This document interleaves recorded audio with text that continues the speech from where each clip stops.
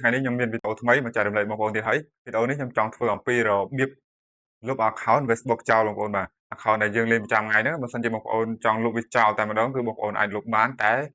បងប្អូនត្រូវគិតឲ្យច្បាស់មុននឹងលុបបើសិនជាបងប្អូនគិតថាចង់យកវាមកលេងវិញគឺលេងអត់បានទេដោយសារបងប្អូនលុបចោលហើយតែបើសិនជាបងប្អូនបិទមួយរយៈហើយចង់យកមកលេងវិញបងប្អូនអាចបិទបាន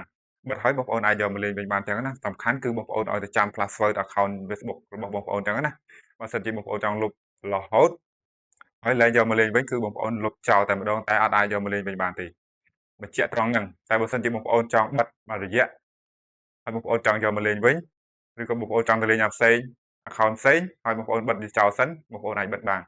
តែបើសិនជាបងប្អូនមិនទាន់ចេះបងប្អូនមកមើលវីដេអូខ្ញុំនេះមកខ្ញុំនឹងធ្វើបង្ហាញដល់បងប្អូនទាំងអស់គ្នាចឹងណាបងប្អូនបាទអញ្ចឹងកុំឲ្យខាត់ពេលយូរយើងទៅធ្វើទាំងអស់គ្នាទៅបងប្អូនបាទអញ្ចឹងបន្តមកទៀតបងប្អូនចូលមកកន្លែងកម្មវិធី Facebook មកនេះគឺ Facebook បងប្អូនចុចលើ Facebook ហ្នឹងមក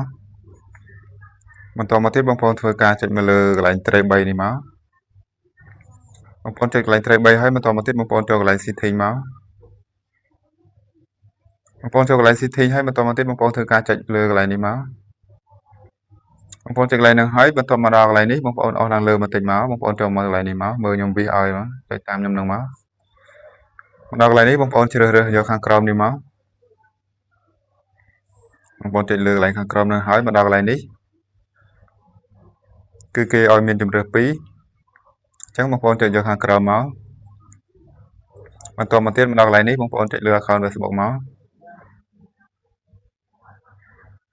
បងប្អូនចុចលើ account Facebook ហើយវាគឺធ្វើការដល់កន្លែងនេះគឺវាធ្វើការ connect ឲ្យយើងហើយវា load មកស្រាប់អញ្ចឹងបើសិនជាបងប្អូនចង់ចុចយកខាងក្រោមក៏បានតែខាងក្រោមបើសិនជាបងប្អូនចុចចំ Q អញ្ចឹងហើយបងប្អូនចុចកន្លែងនេះមកគឺវាយ password ចូលគឺវាលុបចោលតែម្ដង account Facebook មិនអាចទាញយកមកប្រើបានវិញទេសូមបញ្ជាក់កន្លែងហ្នឹងតែបើសិនជាបងប្អូនចុចយកខាងលើនេះឲ្យវា load Q បែបនេះគឺបងប្អូនអាចវាយ password ចូលហើយបងប្អូនអាចបិទមួយរយៈបងប្អូនចង់បិទពើណាក៏បានចង់បើកពើណាក៏បានកន្លែងហ្នឹងតែបងប្អូនត្រូវតែចាំ password ទើបអាចបិទបានបើកបានសូមបញ្ជាក់កន្លែងហ្នឹងបើសិនជាបងប្អូនមិនចង់លេងចង់បិទមួយរយៈបងប្អូនចូលខាងលើនេះមកតែបើសិនជាបងប្អូនចង់លុបចោលរហូតបងប្អូនយកខាងក្រោមនេះមកបើសិនជាបងប្អូនលុបចោលហើយ account Facebook របស់បងប្អូនមិនអាចយកមកលេងវិញបានទេសូមបញ្ជាក់កន្លែងហ្នឹងអញ្ចឹងវីដេអូហ្នឹងអត់មានអីឆ្ងាយវែងឆ្ងាយទេគឺមានតែប៉ុណ្្នឹងទេបងប្អូនបាទបើសិនជាបងប្អូនពេញចិត្តគិតថាល្អសូមជួយ follow page ខ្ញុំមួយម្នាក់ដើម្បីទទួលបានវីដេអូពីខ្ញុំបន្តទៀត